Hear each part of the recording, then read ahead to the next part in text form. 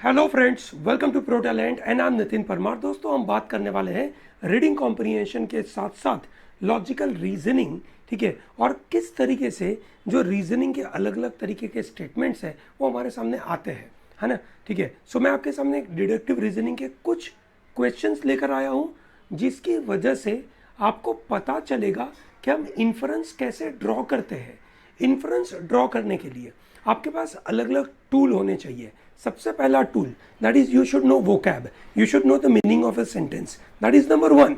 Number two, what you need to know is what type of reasoning is provided, whether it is a deductive reasoning or inductive reasoning। हालांकि आप इतना seriously और इतना senior deductive और inductive तोड़ोगे नहीं, पर आपके दिमाग में ये तो चलेगा कि भैया ये लॉजिकली इस तरीके से बैठता है। For example, let's say someone will give you this kind of sentence, ठीक है, उसको आप किस तरीके से इंटरप्रेट करते हो वो समझने की बात है। और यहाँ से हम लेकिन से अपने इन्फरेंस पे पहुंचेंगे कि हम क्या चीज़ लॉजिकली इन्फर कर सकते हैं, लॉजिकली कंक्लूड कर सकते हैं। व्हेन आई से inference I mean conclusion. Okay, that is how much am I justified to reach to that conclusion is very important। okay, for example, ये रहा आपके सामने, ठीक है, कुछ अच्छे अच्छे क्वेश्चन है जो मैं आपके सामने लेकर आया हूँ, ठीक है, जो आपको मदद करेगा ओके इसको सॉल्व करने में, ठीक है, सोच डेवलप करने में, अप्रोच लगाने के लिए ये आपको मदद करेगा। ठीक है, सो मेरे साथ साथ सॉल्व करते रहिएगा। ये करीबन 2 या 3 मॉड्यूल का ये पूरा पार्ट रहेगा। कंप्लीट करिएगा ये पूरा मॉड्यूल, मेरी गारंटी है कि आपका फंडामेंटल स्ट्रांग बन जाएगा। चलिए देखते हैं पहला सवाल सामने। आपको बताना है जो स्टेटमेंट यहां पे दिया है, ठीक है, उसके बेसिस के ऊपर assuming the above statement is true, which of the following statements logically follow from it, उसमें से लॉजिकली बनता है। चलिए देखते हैं क्या बोला। Impressions are direct, vivid and forceful products of immediate experience। ठीक है, now when they put this kind of statements, what does it mean, how do I review it? मतलब impressions are this, maybe all impressions are this, ठीक है, all impressions are the product of immediate you can say experiences, ऐसा बोल सकता हूँ, possible है, possible है। चलिए सम भी मान सकता हूँ, ये सुनो, सम और ऑल, ठीक है, बहुत ब्रॉडर वे में बोला है। So impressions are direct, vivid and forceful products of immediate experience।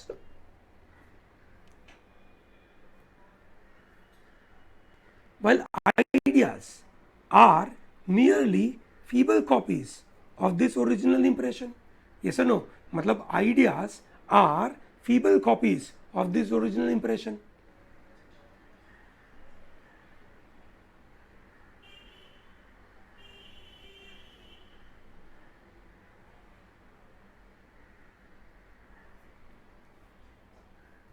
So in a way they said that कि all impressions are immediate experiences, ideas are merely feeble copies of these original copies। ideas are merely, so all ideas are you can say copies of this। yes or no, so ये ideas बराबर है, ये impression था, ये ideas थे। Okay बराबर है, I hope it is very clear, great. Okay चलिए क्या बोला है, assuming the above statements are true, which of the following is logically following from that. Impression leads to an idea, हर एक इंप्रेशन हमें आइडिया पे लेके जाएगा, जरूरी नहीं है।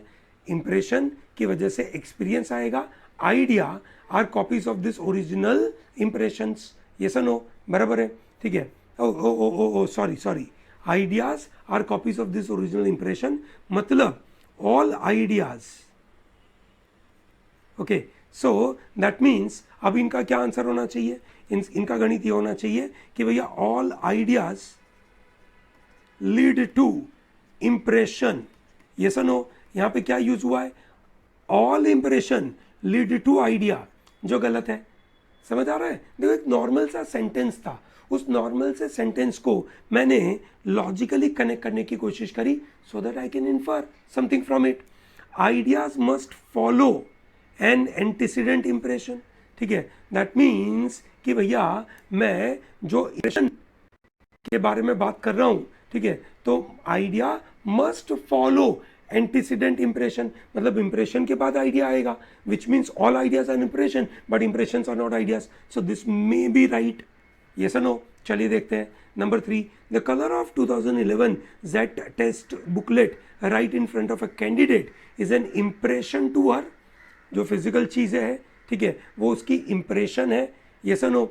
Where is the memory of the colour of our television set is an idea. Impression is a direct, vivid, forceful products of immediate experience.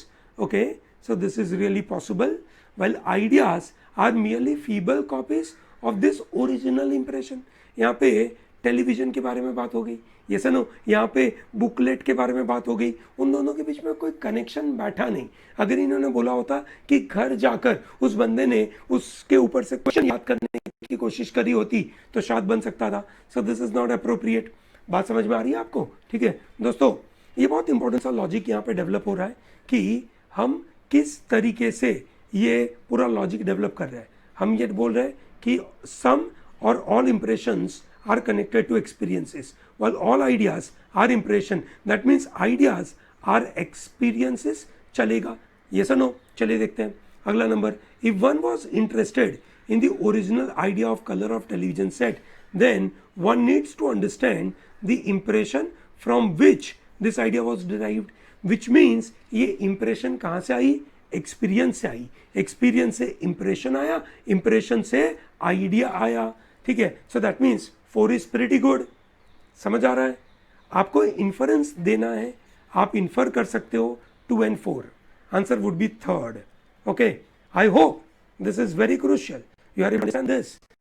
ठीक है, ये बात समझ में आ रही है आपको?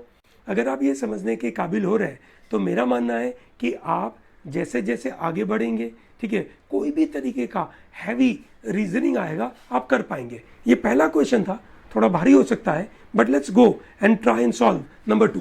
ओके, ये बहुत इजी हो गया। All who studied commerce enjoy sports. जिन्होंने कॉमर्स पढ़ा they enjoy sports. No tax consultant enjoy sports, so tax consultant यहां बाहर हो गया, ये सुनो, ठीक है। All those who enjoy sports love classical music.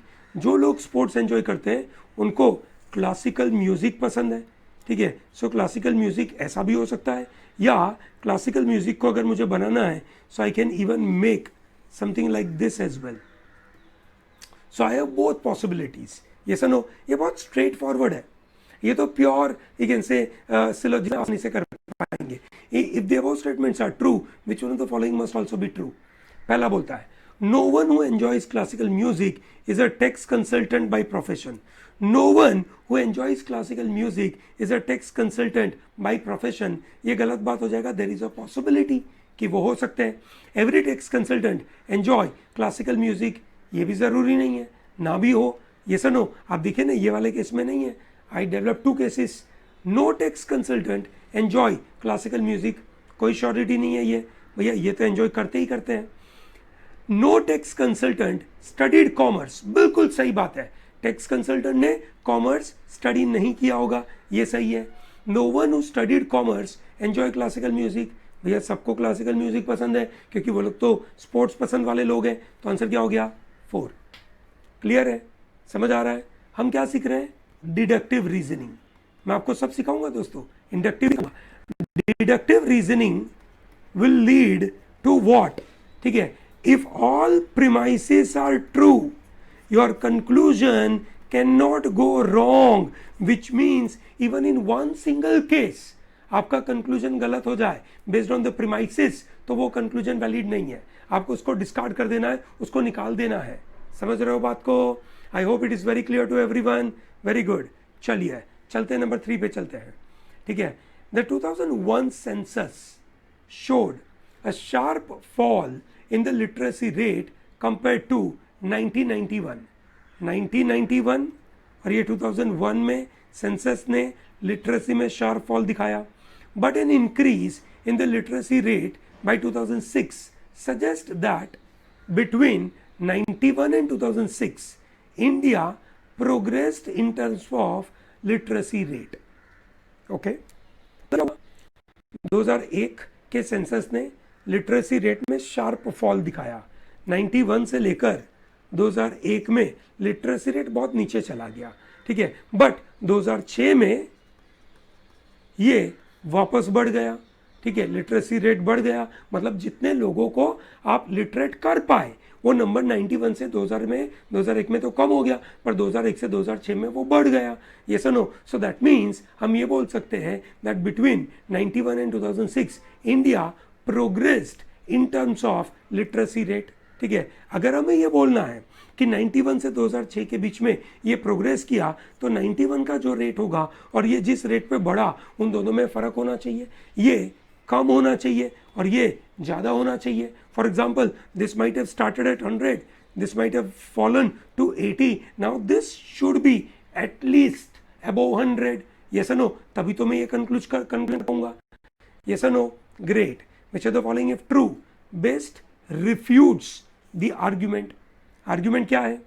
Argument ये है कि भैया 2006 में, ठीक है, लिटरेसी रेट बढ़ गया है कंपेयर टू 2001, पर वो इतना बड़ा होगा कि वो 91 से भी ज़्यादा होगा, तभी तो ये कंक्लूजन कर पा रहा हूँ कि लिटरेसी रेट में प्रोग्रेस हुआ है। क्लियर है? Very good. चलिए, अब क्या करना है, हमें इसको रिफ्यूज करना है। ठीक है, कैसे रिफ्यूज कर सकते हैं, चलिए ट्राई करते हैं। One of the causes of more literacy is increased population growth rate. ठीक है, ज़्यादा लिटरेसी बढ़ी is because of increased population growth rate. Population बढ़ गया और उसकी वजह से लिटरेसी रेट बढ़ गया। अगर उसकी वजह से भी लिटरेसी रेट बढ़ा है तो बहुत ज़्यादा एक इनसे मदद कर रहा है ये तो which means it is definitely a progressive thing. ये तो पक्का बढ़ रहा है, सही बात है, वेरी गुड। ठीक है, जब आपका पॉपुलेशन बढ़ा, ठीक है, और अगर आपका लिटरेसी रेट भी बढ़ा तो आपका कंट्री लिटरेसी रेट में तो बहुत प्रोग्रेस किया। यस और नो, बात समझ में आई? तो ये आंसर हो नहीं सकता क्योंकि हमें रिफ्यूट करना है। Number 2, although there was no census in 2006, the information about the literacy rate is reliable। दोस्तों, जनरली स्टेटमेंट दिया गया कि ये डेटा है, फलाना डेटा है, तो हम मानते हैं कि वो सही है। ठीक है, हम उसको डिस्कार्ड नहीं करेंगे कि ये डेटा गलत है। ये स्ट्रॉन्ग रिफ्यूजल का आर्ग्यूमेंट नहीं है कि जो डेटा दिया है वो इतना मतलब वो वैलिड नहीं है। तो डेटा रिलायबल है या अनरिलायबल है उसके ऊपर बातें नहीं है। Number 3, many of those who were illiterate in 2001 became literate in 2006। तभी तो ये नंबर बड़ा होगा, ये तो हमारी बातों को सपोर्ट करेगा। Yes or no? Number 4, the rate of fall in literacy rate between 91 and 2001 was more than rate of rise in literacy rate between 2001 and 2006। अच्छा, मतलब ये जिस रेट से नीचे गिरा उस रेट से ये बढ़ा नहीं। ये सुनो, अगर ये उस रेट से बढ़ा नहीं मतलब 2006 का जो नंबर आया वो 91 से बढ़ा नहीं था, तभी तो ऐसा हुआ। पॉसिबल है यार, मस्त है, पॉसिबल। ये सुनो, चलिए अगला देखते हैं। The rise in literacy rate between 2001 and 2006 was due to persistent campaign on television and FM radio। चलो अच्छी बात है भैया, उसकी वजह से भी बढ़ा तो बढ़ा ना, फायदा हुआ ना। ठीक है, तो उसकी बात थोड़ी है, हमें तो रिफ्यूट करना था। तो आंसर क्या हो गया? 4th। इजी था, इजी है, I am sure that's dam easy. आप रीजनिंग अच्छे से अप्लाई करोगे तो आप रिफ्यूट कर पा रहे हो, आप एक तरीके से उसका इन्फरेंस डिराइव कर पा रहे हो। एक और क्वेश्चन देखते हैं। ठीक है दोस्तों, मैं जहाँ छोटे छोटे पैराग्राफ लाया हूँ, ठीक है, मैं इसलिए छोटे पैराग्राफ लाया हूँ because I wish to focus on कि छोटा paragraph in this kind of small video will help you, ठीक है, in a better and faster way. बड़ा पैराग्राफ होता तो आपको मज़ा ही नहीं आता, आप लंबा टिकते भी नहीं। ठीक है, तो भैया आपके टिकाने के लिए ये छोटा लेकर आया हूँ। आप अगर ये छोटा कर पाए ना, बड़ा भी कर पाओगे। ठीक है, ये सिंपल सा गणित है, बेबी स्टेप लोगे तो बड़े बड़े जंप कर पाओगे, सिंपल सा गणित है। Film makers tend to highlight their emotional points with visuals rather than dialogue.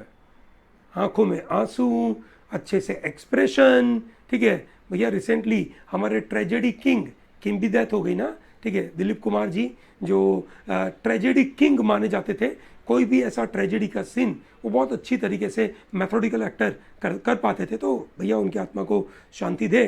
ठीक है, भगवान उनकी आत्मा को शांति दे, यही विश के साथ उनसे सीखा था। मुझे लगता है कि जितने भी आज बॉलीवुड के एक्टर एक्ट्रेसेस हैं उन्होंने अच्छे से सीखा होगा। चलिए, great. Words tend to be the tools of playwrights, images are the stuff that films are made of. जो प्ले राइट है वो शब्दों के द्वारा लिखते हैं, इमेजेस फिल्म मेकर बनाते हैं। Nevertheless many successful films have been made from the stage plays and contain little else than one location और वन स्टेज सेट। सही बात है ना। For example let's say O my God, या एक movie आई थी एक रुका हुआ फैसला, ठीक है, 12 एंग्री मैन, ठीक है, ऐसा करके एक मूवी आई थी जिस वो 12 एंग्री मैन से बनी थी, एक रुका हुआ फैसला। एक ही जगह पे सब कुछ हो गया, विजुअल का कोई पॉइंट नहीं था, शब्दों के द्वारा पूरी मूवी बनाई गई थी। The option most opposite to the idea of the passage is, ठीक है, कौन सा आइडिया, मतलब कौन सा आइडिया था जिसको अपोजिट है कि भैया जो फिल्म मेकर होते हैं अपनी बातों को विजुअल्स के द्वारा बताते हैं, प्ले राइट होते हैं वो शब्दों के द्वारा बताते हैं। उसके बावजूद there are successful movies which are really dependent on words, ठीक है। इस बात को हमें रिफ्यूट करना है, वहां पे विजुअल नहीं है, इस बात को, है ना, हमें रिफ्यूट करना है। Films are not necessarily film makers medium. उनका मीडियम हो या नहीं हो इससे क्या ही फर्क पड़ता है। आर वी रियली इंटरेस्टेड उनके मीडियम में क्या हुआ? No, so this is not appropriate. Films are not limited to any one particular style. Obvious है, फिल्म को एक पर्टिकुलर स्टाइल पर डिपेंडेंट नहीं है, विच मीन्स वो विजुअल पे भी डिपेंड करती है और वो वर्ड पे भी डिपेंड करती है। तो ये हमारी बात को अपोजिट नहीं कर रहा है, वो तो सपोर्ट कर रहा है, तो ये नहीं होगा। Okay, number 3, films are solely built upon visual and eye catching scenes. अगर फिल्म सिर्फ और सिर्फ विजुअल और आई कैचिंग सीन पे बनी है तो ये जो हमारा आइडिया है कि कुछ सक्सेसफुल मूवीज जो शब्दों के ऊपर बनती है वो आइडिया तो पूरा अपोजिट हो जाएगा। This looks pretty good, yes or no? If we talk about South Indian movies, they are built on visuals and eye-catching scenes only, nothing else. Yes or no? No words. अरे नहीं भैया, वो तो words के ऊपर भी है ना, क्या तगड़े डायलॉग भी होते हैं। yes or no? ठीक है, चलिए great. Films are better made by playwright and novelist. उनको बनाने चाहिए, बात उनको बनाने चाहिए या नहीं बनाने चाहिए उसकी नहीं है, बात यह है कि फिल्म किस किस तरीके की होती है, विजुअल की होती है या वर्ड की होती है। यहाँ पे उन्होंने बोला there are successful movies which are not having visuals which are of words and we are saying films are solely built. Films सिर्फ उसी से बनी है। हम ये बताने की कोशिश करें films perhaps are better understood by literary critics. ये भी कौन समझ रहा है वो पॉइंट नहीं है, आंसर होगा 3rd। I hope you are able to understand कि इस तरीके से सोच कैसे बनती है, लॉजिक कैसे अप्लाई करना है, ताकि आप जो आर्ग्यूमेंट बोला है उसके फेवर में कैसे जाओ, जो आर्ग्यूमेंट बोला है उसके अपोजिट कैसे जाओ, ये समझना बहुत ज़रूरी है। यस और नो? चलिए ग्रेट, नंबर 5 देखते हैं। Size of oceanic waves is a function of velocity of wind and of fetch the length of surface of water subject to those winds. Oh, size of oceanic waves, भैया अगली बार गोवा जाओ और जब आप oceanic waves देखो तो ये याद रखना, okay, oceanic waves are function of velocity of wind and of fetch, that is length of surface of water subject to those wind. Wind कितने एरिया पे अप्लाई होती है उसके ऊपर डिपेंड करता है, ठीक है दोस्तों। मैं ये लाइन समझे बगैर अगली लाइन नहीं पढ़ता हूं। आप में से लोग ये लाइन पढ़े समझे बगैर आगे बढ़ जाते हो, ये मत करो, रुको, समझो।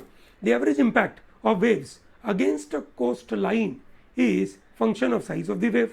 Okay, so size of the wave is depend on this, while the impact of waves is a function of oceanic waves. So ये इसके ऊपर डिपेंड करता है और ये इसके ऊपर डिपेंड करता है। yes or no? ठीक है। So average impact of waves against coastline is a function of the size of waves and the shape of sea bottom. Not only this but also shape of sea bottom उसके ऊपर भी depend करता है। चलिए, very good, ठीक है। The degree of erosion on the coastline is a function of average impact of waves and geographical composition of coastline. So basically, ठीक है भैया, हम क्या बात कर रहे हैं? हम ये बात कर रहे हैं इरोजन। इरोजन किसके ऊपर डिपेंड करेगा? इसके ऊपर प्लस एक और चीज के ऊपर, ठीक है। चलिए ग्रेट, समझ तो आ गया। अब ये सब के बीच में कोई ना कोई रिलेशनशिप होगा, हम आसानी से ढूंढ पाएंगे। ये सुनो दोस्तों, ये अगर आपको इन्फ्रेंस पूछा इसके ऊपर से ठीक है, आप आसानी से निकाल पाओगे। According to the above paragraph which are the following options will be the true. कितना मस्त है ना, इजी है। ओके, सो अब क्या करेगा, इरोजन को ओशनिक वेव के साथ कनेक्ट करेगा, इरोजन को वेलोसिटी और एरिया के साथ कनेक्ट करेगा, यही तो सब काम में होगी। चलो great. The fetch of a wind is related to the shape of sea bottom. Sea bottom is related to the area. Okay, area is not related to this. Okay, समझो, ठीक है, मतलब A is directly proportional to B, so that means A is dependent on B, B independent होगा। जरूर नहीं है कि B ए के ऊपर डिपेंडेंट हो, तो ये गलत हो जाएगा। क्यों भैया, ये तो समझ रहे हो ना, ये समझ आ रहा है। चलो great. Size of oceanic waves will not fluctuate far from average. Size of oceanic waves will not fluctuate far from average. क्या पता भैया, एवरेज से फ्लक्चुएट करेगा। स्टैंडर्ड डेविएशन थोड़ी बोला था इन्होंने कुछ। स्टैंडर्ड डेविएशन कुछ बोलते ना तो हम ये बात करते कि भाई स्टैंडर्ड डेविएशन उसका जीरो है, तो एवरेज के द्वारा वो कहीं पे भी दूर नहीं गया है। जिनको स्टैंडर्ड डेविएशन आता है उसको ये बात समझ में आ गई, जिसको समझ नहीं आया वो बोलता है कि क्या ही बोला सर आपने, पर हम क्या करें, आना तो चाहिए। Size of oceanic waves is correlated, size of oceanic wave is correlated with the shape of sea bottom.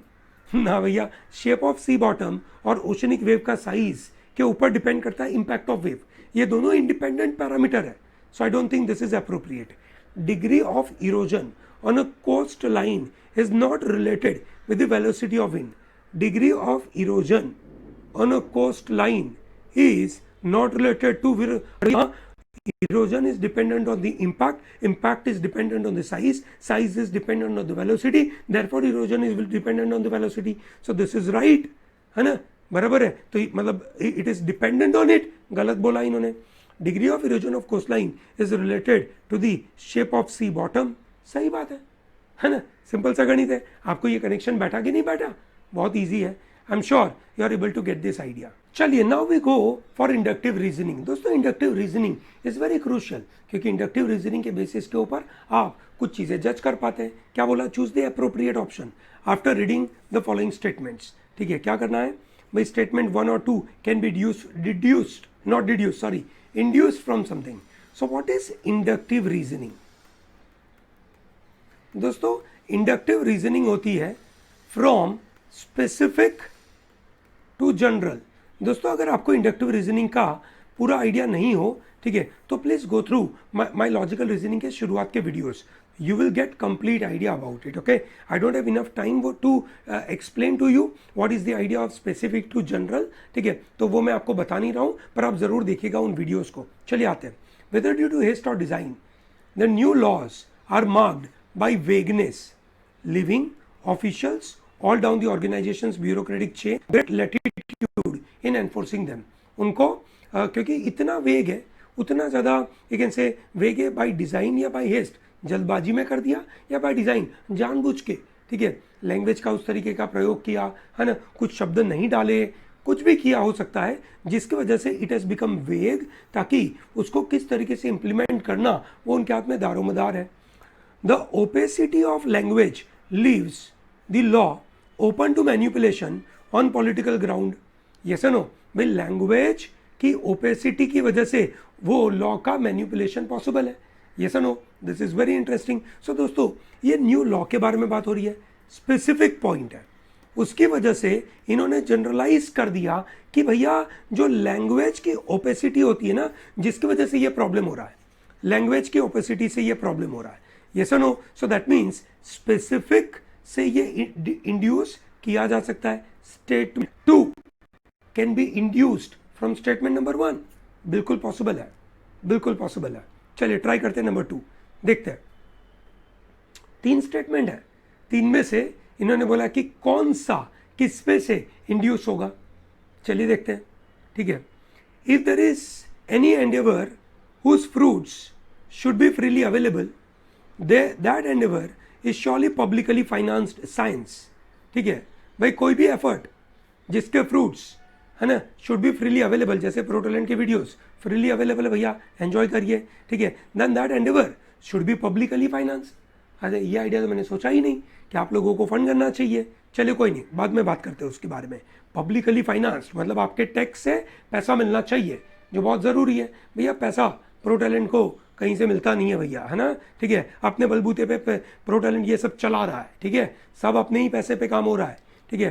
There is a wide spreading that journals, so journal publishers who have mediated the scientific exchange for the past century or more are becoming an impediment to free distribution of knowledge, ठीक है, okay.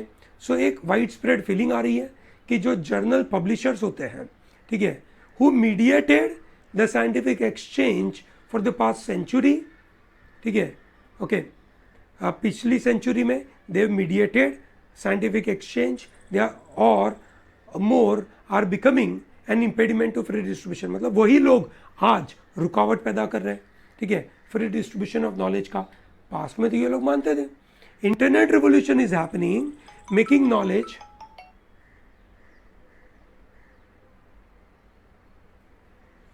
internet revolution is happening making knowledge transfer cheaper, technology permits it, researchers and politicians want it, and more public money can be spent on it।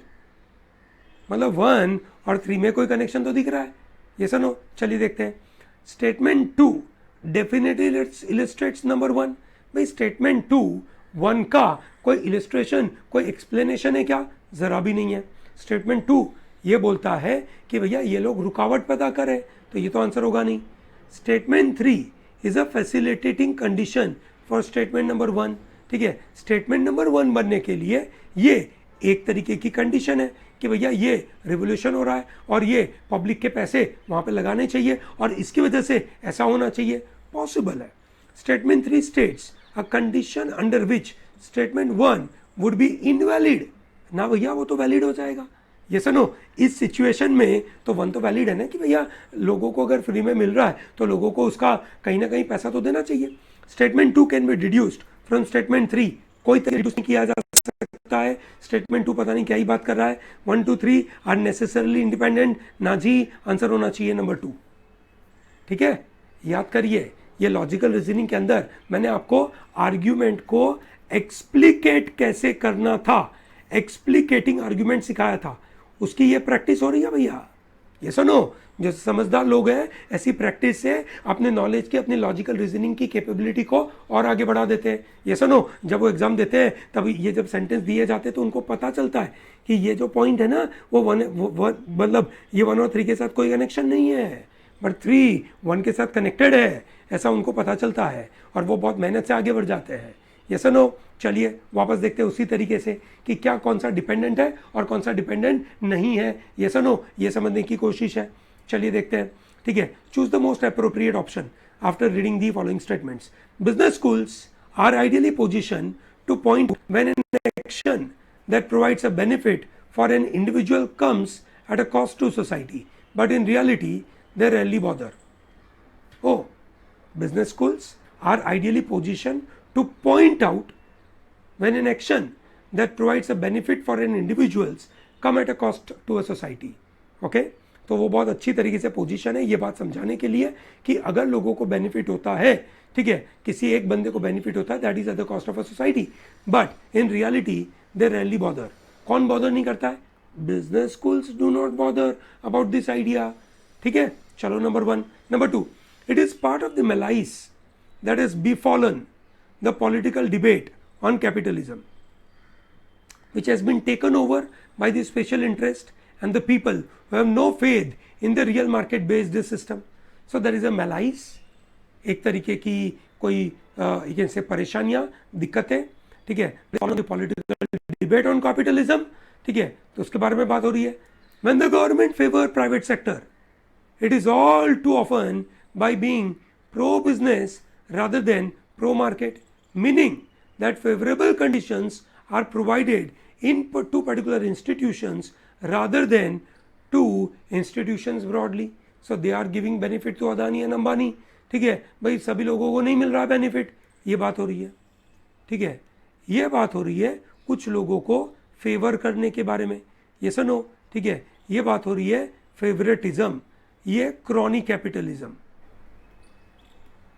Okay, ठीक है। ये बात हो रही है malice of capitalism, ठीक है, which has taken special interest and the people who have no faith in the real market based system, ठीक है भैया।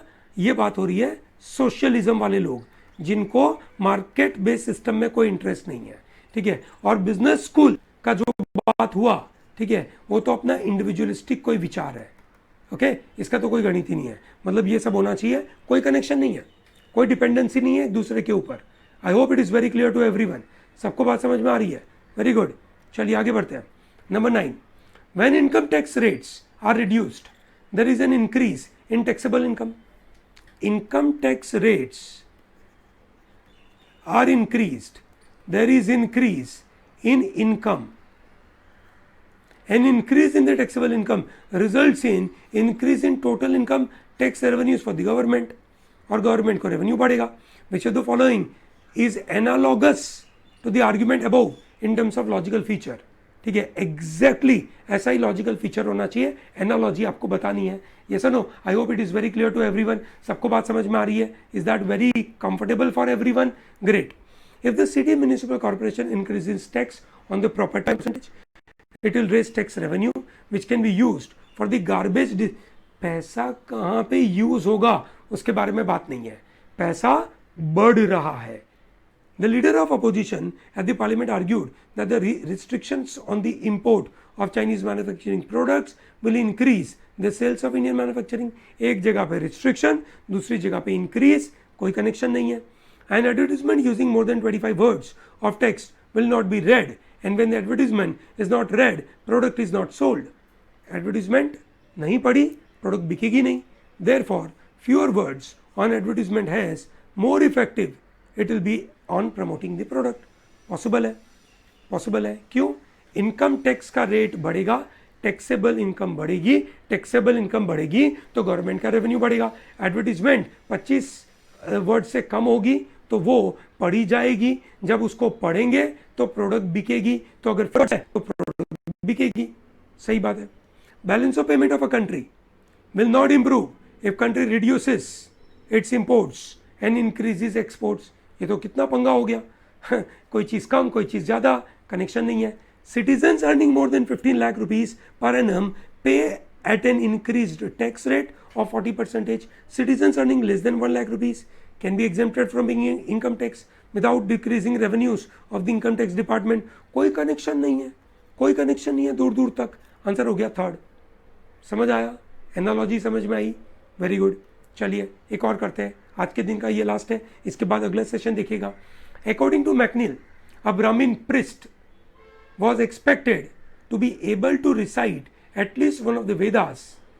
मैकनील बोलता है ब्राह्मीण प्रिस्ट को कोई ना कोई वेदा बोलते आना चाहिए। The practice was essential for several centuries when the Vedas had not yet been written down. Vedas लिखे नहीं गए थे तब तो ये प्रैक्टिस बराबर चल रही थी। It must have been a selective effect since priest would have been recruited from those able or willing to memorize long passages.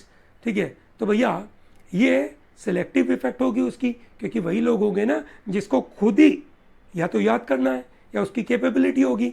It must have helped in dissemination of work since a memorise passage can be duplicated many times, so it must have helped in dissemination of work. तो काम को disseminate करने में मदद हो रहा होगा, क्योंकि एक बार मेमोराइज हो गया तो उसको बहुत बार डुप्लीकेट किया जा सकता है। So which of the following can be inferred from the above passage. क्या इन्फर कर सकते हैं ये समझना जरूरी है, ठीक है। चलिए great. Number 1 sorry, reciting Vedas was a Brahmins obligation. बात है वेदों को रिसाइट करना ऑब्लिगेशन नहीं था, वो वही लोग जाते थे, मतलब उनको सिलेक्ट किए जाते थे जिनको मेमोरी अच्छी है या जिसका विलिंगनेस है, तो उसके ऑब्लिगेशन का पार्ट तो नहीं है। Vedic priest was like a recorded audio cassette, मतलब ऐसा तो कुछ बोला ही नहीं। McNeil studied the behaviour of Brahmin priest, उसने ब्राह्मीण प्रीस्ट का बिहेवियर स्टडी करा क्या? मैकनील ने उनका बिहेवियर देखा क्या? ठीक है, यहाँ पे उनके बिहेवियर के बारे में बात हुई क्या? नहीं। Vedic hymns had not been scripted, अगर वो स्क्रिप्टेड नहीं होते तो वो रिसाइट कैसे कर पाता? तो ये तो गलत है, ठीक है।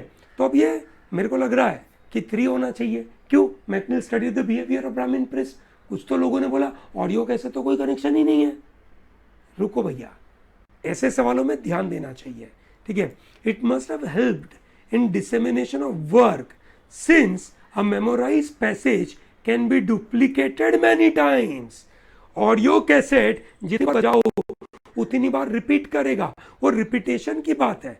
बात समझ में आई सबको, है ना। ये बात हो रही है रिपीटेशन की, और repetition feels here the best. तो आंसर क्या होना चाहिए? नंबर 2। क्लियर है सबको? I think this is pretty clear, ठीक है। चलिए, great. So I hope you are enjoying this sessions. अगर आपको ये सेशन पसंद आ रहा है और आपके मन में कोई क्वेरी आ रही है, तो सबसे पहले तो वीडियो को लाइक करिए, फिर हमारी क्वेरी, आपकी जो क्वेरी होगी कमेंट सेक्शन में डालिए। Will be more than happy to respond to that. इसके बाद वाला वीडियो होगा इन्फरेंस पे जाएंगे सीधा। ये एक रिवाइज करवाना ज़रूरी था, थॉट प्रोसेस डेवलप करवाना ज़रूरी था कि किस तरीके से सोच बनानी है। ओके दोस्तों, अगर आपको ये सब चीज़ें पसंद आ रही है, आपके 10-12 स्टूडेंट्स को बोलिए, आपके फ्रेंड्स को बोलिए, ज्वाइन करें ये प्रो टैलेंट की चैनल, जहाँ पे आपको कॉम्प्रिहेंसिव रिवीजन मॉड्यूल मिल रहा है। ओके ग्रेट दोस्तों, thank you and all the best.